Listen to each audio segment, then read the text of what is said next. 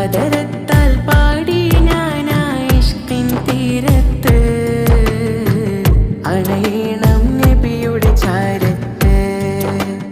ആ നബിയോര് നടന്ന മദീനത്ത്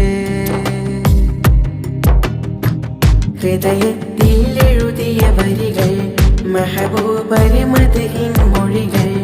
അതര